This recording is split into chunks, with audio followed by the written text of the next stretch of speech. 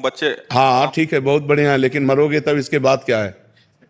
दुनिया में लाखों का मेला जुड़ा, हंसा जब जब उड़ा, कोई साथी नहीं उस समय बोलिए, उस समय नाम साथी है। आज बहुत सुंदर भगवत चर्चा सत्संग में हुई थी कि जिसका मन भगवान में बस में नहीं हुआ, नहीं लगता, तो वो थोड़ा बड़ा भजन करता है, सत्संग करता है, और तो उसकी गति क्या होगी?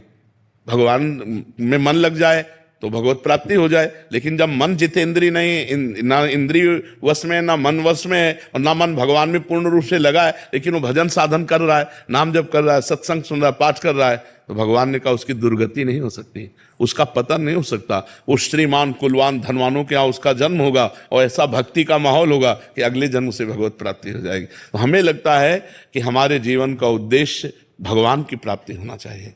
या भगवान से मतलब नहीं रख पा रहे हो, मान लो अभी इतनी पवित्रता नहीं, तो इतना तो हो जाए कि मनुष्य बनाऊं तब सुअर कुत्ता ना बनूं, इतना तो उद्देश्य हो ही जाए।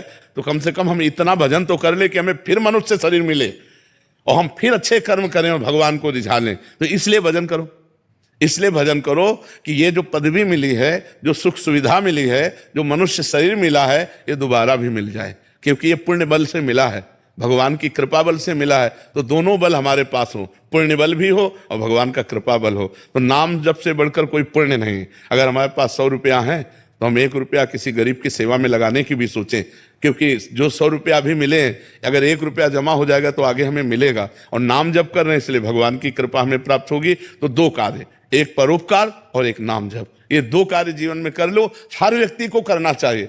भाई बैंक बैलेंस क्यों करते हो? आगे के लिए करते हो ना, लेकिन इस शरीर के आगे की बात सोचो।